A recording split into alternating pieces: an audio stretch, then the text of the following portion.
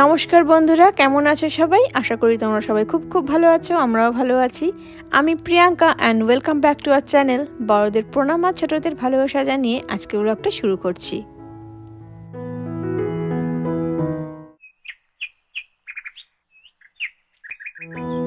আজ 2রা ফেব্রুয়ারি সরস্বতী পুজো, বাঙালির Valentine's day. এই দিনটা আমাদের মতন প্রতিটা বাঙালির কাছে খুব খুব খুশির আর প্রিয় একটা দিন। গুড মর্নিং সকলকে। আজ সরস্বতী পুজো। এতক্ষণে দেশে সরস্বতী পুজো হয়ে গেছে ঘরে ঘরে।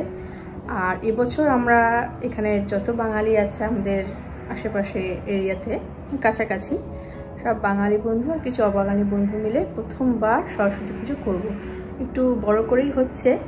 বড় করে হচ্ছে বলতে প্রায় 50 থেকে 55 জনের উপরে লোক হবে।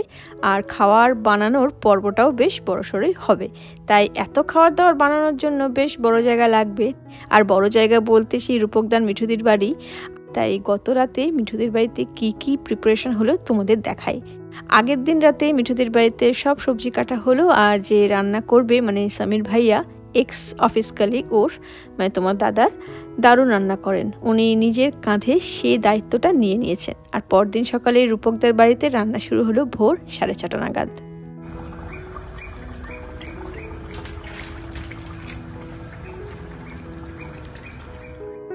আসলে যে ওয়েস্টপে পার্কে পুজোটা হবে সেটা হলো পার্কটার মিটিং হল। 70 থেকে 80 জনের ক্যাপাসিটি আছে।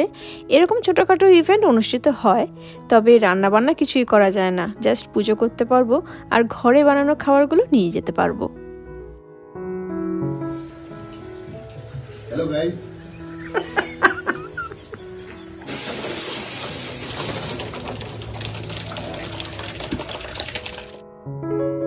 কি মেনু কি বানাচ্ছে কিচ্ছু বলছি না এখনই, তবে সরস্বতী পুজো মানে বাঙালিদের কাছে যা সেগুলোই হবে।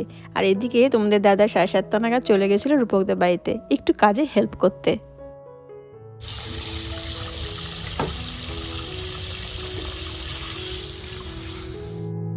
এত লোকজনের আয়োজন এই প্রথমবার আমরা দায়িত্ব নিয়ে আর সাহস নিয়ে নেমেছি। অনেকদিন ধরে যে প্ল্যানিং চলছে তাও না, মাত্র 10 দিনের মাথায় সব প্ল্যানিং হলো আর তার এক্সিকিউশন সবটাই আজই শেষ হতে চলেছে। আর সব থেকে কঠিন কাজ আমাদের সবার মনে হয়েছে খিচুড়ি রান্নাটা আর তার পরিমাণ। কারণ অল্প চাল ডাল দিলেই এত পরিমাণ হয়ে যায়, আবার কম দিলে যদি পরিমাণটা কমে যায় তখন আরও বাজে ব্যাপার হবে। তো যাই হোক, এ তো গেল লাঞ্চের প্রিপারেশন। ওইদিকে ভোগের আয়োজন কি করছি আজকে আমরা দেখাই তোমাদের, চলো।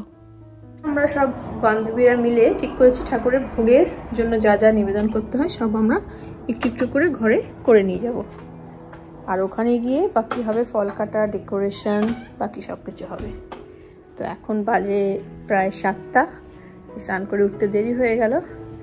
আমি করব ঠাকুরের ভোগ, খিচুড়ি ভোগ আর কি, আর লুচি। তো সব আয়োজন করা হয়ে গেছে। এখানে লুচি মাখা হয়ে গেছে, তেল, মুগ ডালের খিচুড়ি সব। এখানে আছে গোবিন্দভোগ চাল, কড়াইশুঁটি ভেজানো। আমরা 9-10 জন আছি কাছাকাছি যারা থাকি আর কি। আমরা ভাগাভাগি করে ঠাকুরের ভোগ নিবেদনের সব কিছু করার প্ল্যান করেছি। তাই আমি হাফ লুচি বানাচ্ছি আর খিচুড়ি ভোগ হাফ বানাচ্ছি, আর বাকি দুজন হাফ করে ওই দুটো আইটেম বানাচ্ছে।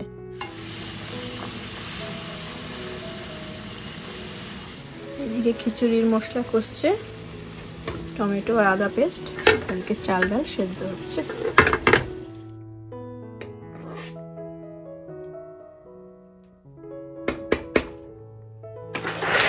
এই যে আমার লুচি রেডি, 40টা মতন আছে ডাবল লেয়ারে। আর ওদিকে দেখো খিচুড়িটাও জমে গেছে। চলো এবার ফটাফট রেডি হয়ে নিই আমরা। সব মোটামুটি ডান। এখন বাজে 9:20। এবার রেডি হয়েই বেরিয়ে পড়তে হবে যাতে 10টার আগে ওখানে পৌঁছে যেতে পারি, কারণ 10টা থেকে আমাদের হলটা বুক করা আছে।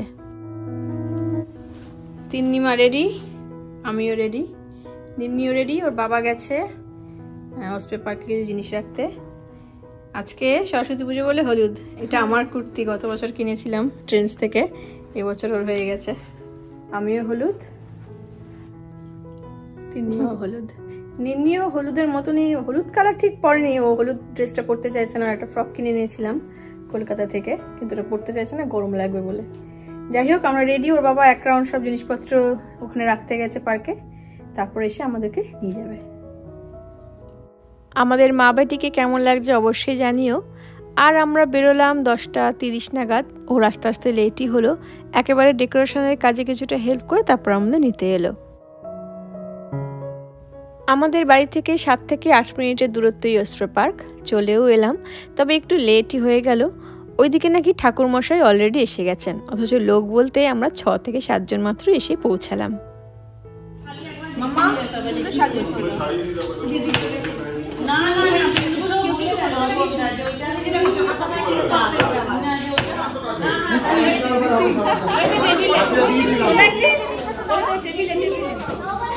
একটু পরে দাঁড়াবে, হয়তো একটু পরে দাঁড়াবে।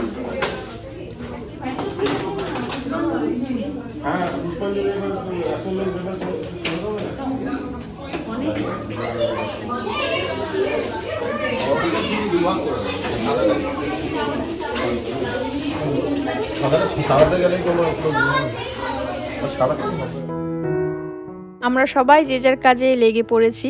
আর এই দেখো আমাদের মা সরস্বতী। অফিস ডিপো বলে স্টোর থেকে প্রিন্ট আউট করে ল্যামিনেট করা হয়েছে। আর সামনে যদিও মায়ের পিতলের মূর্তি রাখা আছে, আর পিছনে সুন্দর ব্যাকড্রপটা অ্যামাজন থেকে কেনা। দারুণ লাগছে না? আর সামনে যত প্রসাদ নিবেদন করা আছে, সন্দেশগুলো ছাড়া সব আমরা মিলেমিশে ঘর থেকে বানিয়ে নিয়ে এসেছি। এই যে ঠাকুরমশাই, যিনি সময়ের আগে চলে এসেছেন, শুক্লাজি, ইউপির লোক। বাঙালি পুরোহিত তো নেই এখানে, এক হিন্দু মন্দির থেকে আনা হয়েছে ওনাকে। তবে খুব ভালো পুজো করেন শুনেছি, ঘরের সব পুজো নাকি উনি করেন। আর এদিকে দেখো আস্তে আস্তে লোক বাড়ছে কিন্তু, কারণ ঘড়িতে সময়টাও অনেক হয়ে গেছে, প্রায় 12টার দিকে। আমরা মিঠুদির জন্য ওয়েট করছি। মিঠুদির বাড়িতে আসলে রান্নার কাজ হলো, তাই সব গুছিয়ে আস্তে আস্তে ওদের দেরি হচ্ছে। ওরা এলেই পুজো স্টার্ট হবে। আর কি একটু হাসি ঠাট্টা আর কি মজা হচ্ছে, এই কম সময়ের মধ্যে যতটা মজা করে নেওয়া যায় আর কি।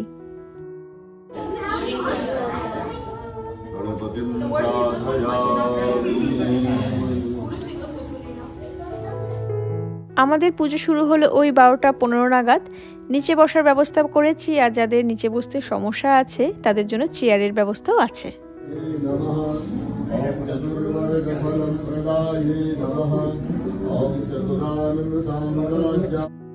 সরস্বতী পুজো বাঙালিদের সাথে যে কিভাবে ওতপ্রোতভাবে জড়িয়ে আছে, যারা খাঁটি বাঙালি তারাই বোঝে।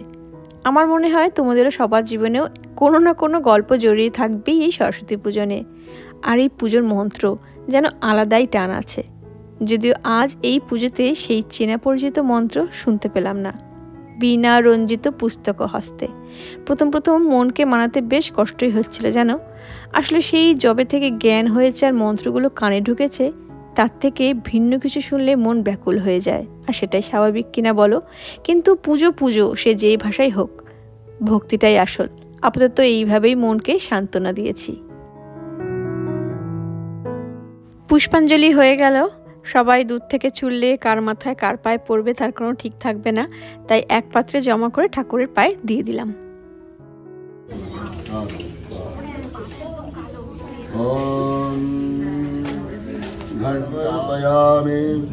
गन्धद्वारां दुराधर्षामृत्यपुष्टां करीषिणीम् ईश्वरीं सर्वभूतानां तामिहोपहवे श्रियं देवेश त्रैलोक्यतिमिरापहां सरस्वत्यै जगदम्बिकायै नमो नमः धूपं बान्धा। আমাদের কমিউনিটিতে এক নতুন ফ্যামিলি এসেছে, মমিতা নন্দী আর সুশোভন নন্দী। তাদের 3 বছরের একমাত্র মিষ্টি কন্যাকে নিয়ে, আর আজ তার হাতে খড়ি হচ্ছে।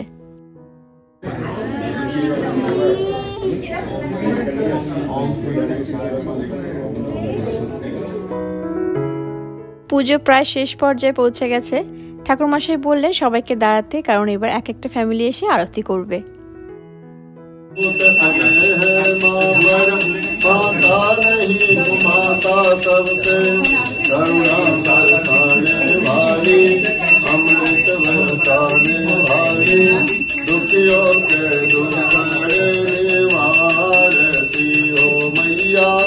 हम सब उतारे तेरी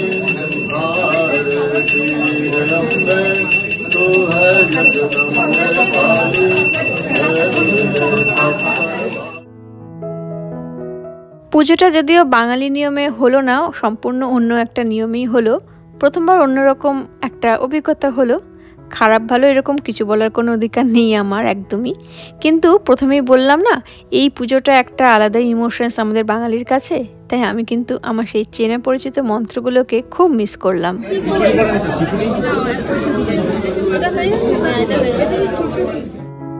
পুজো শেষ হলো ওই 1:15 নাগাদ। এবার প্রসাদ বিতরণের পালা।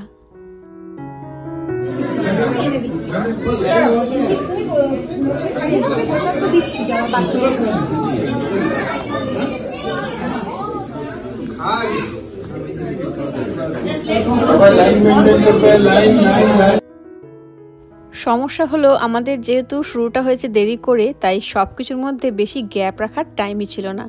এরপর লাস্টে একটা চমকপ্রদ জিনিস দিয়ে শেষ করতে হবে, যার জন্য লাগবে একটু বেশি সময়। তাই লাঞ্চটা শুরু করতে হলো 2:30টার মধ্যেই। যদিও প্রসাদ খেয়ে কারুর পেটে তেমন জায়গাই নেই, কিন্তু এখন শুরু না করলেও কোনো উপায়ও ছিল না আমাদের। তো লাঞ্চে আমাদের মেনু হচ্ছে খিচুড়ি, লাবড়া, সাদা ভাত, মুগ ডাল, বেগুনি, মটর পনির, টমেটোর চাটনি, চালের পায়েস, মতিচুরের লাড্ডু আর পাঁপড় ভাজা। তোমালি বেশি করে দে মা, ব্যাস বললে হবে না, সুমিতা খাবে কে?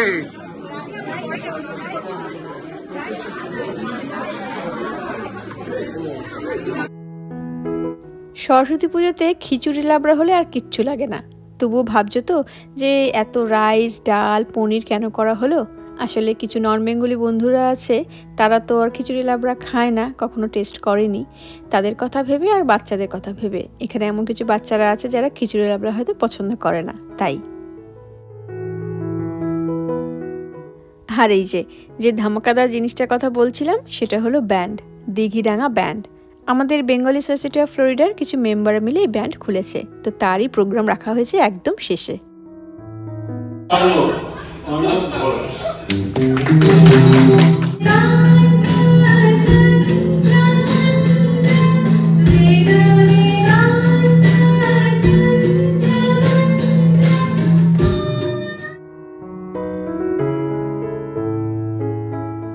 সরস্বতী বন্দনা দিয়ে প্রোগ্রামটা শুরু হলো। আর ইনি যে এসে সবাইকে জল দিয়ে যাচ্ছেন, উনি হলো সমীর ভাইয়া, যিনি সব রান্না একাই নামিয়েছেন।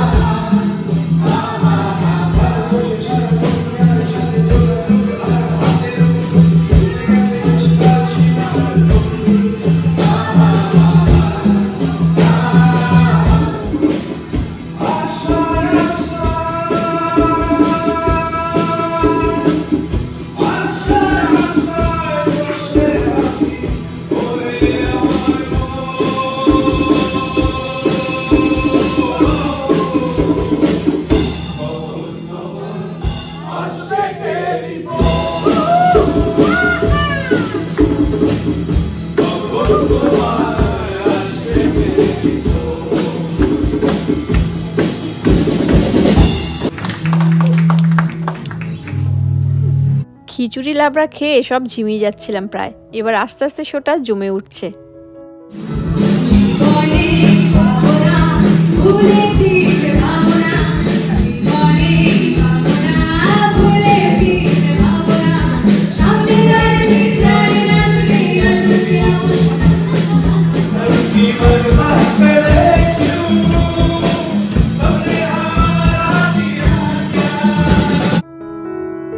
এই গানটা শোনার পর আর নিজেকে আটকে রাখতে পারছিলাম না। এবার আমি খুঁজতে যাচ্ছি আমার ডান্স পার্টনারকে, দেখতে চাও আমার মিষ্টি ডান্স পার্টনারটিকে?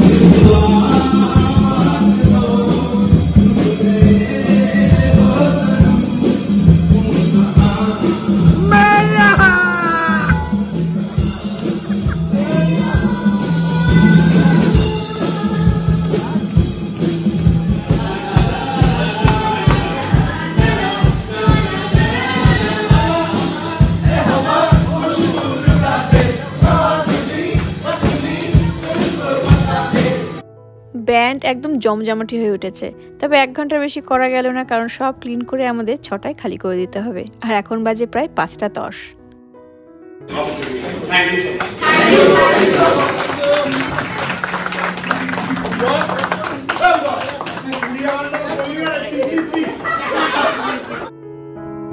আর একটু কিছুক্ষণ চললে মন্দ হতো না, কারণ শোটা সবে জমে উঠেছিল। কিন্তু সময়ের কাছে আমরা সব সময় পরাজিত, তাই সবাই আবার একসাথে জোটে সব পরিষ্কার টরিষ্কার করলাম। প্রচুর খাবার বেঁচে গেছিলো, সেগুলি প্যাক করে নিলাম ভাগাভাগি করে। আর লাস্টে স্ন্যাক্স হিসেবে ছিল সিঙ্গারা আর চা, কিন্তু নাচের চোটে সেগুলো দেখানো হয়নি। ঠাকুরের স্থানটিও পরিষ্কার হয়ে গেছে। সকালে যাকে বসানোর জন্য এত তোড়জোড়, 6 ঘন্টা পর তাকে তুলে নেওয়ার জন্য সেই একই তোড়জোড়। এখন বাড়ি ফেরার পালা। এই 2 দিন ধরে সবার উপর খুব ধকল গেছে, এখন সবাই খুবই টায়ার্ড, সেটা সবার চোখ মুখ দেখেই বোঝা যাচ্ছে। আর বাচ্চারাও খুব মজা করেছে দিনটা।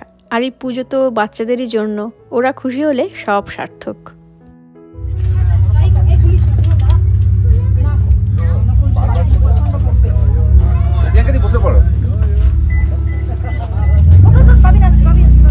মিষ্টি রানী টাটা। চল রে টাটা, টাটা। এই ডলি টাটা, শুভ্র টাটা। সবাই রেডি বাড়ি ফেরার জন্য। আর যা যা ডাস্টবিনের ব্যাগ হয়েছে সবাই একটা একটা করে গাড়িতে নিয়ে যাচ্ছি, গার্বেজে ফেলা হবে বলে। কারণ এখানে কিচ্ছু ফেলে রাখা যাবে না, একদম যেভাবে পেয়েছিলাম সেইভাবেই হ্যান্ড ওভার করতে হবে ওনাদেরকে। আমাদের গাড়িতে জায়গা ছিল না, তাই বন্ধু উৎসবের গাড়িতেই যাচ্ছি।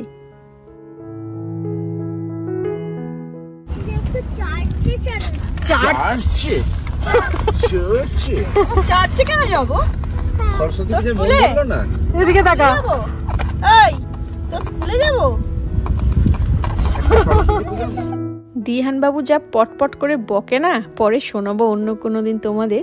কারণ আজকের মতন ব্লগটা এখানেই শেষ করছি। কেমন লাগলো কমেন্ট করে জানিও। দেখা হবে খুব শীঘ্রই নতুন কোনো দিনে নতুন ব্লগ নিয়ে। সবাই খুব খুব ভালো থেকো, আনন্দে থেকো, সাবধানে থেকো। নমস্কার।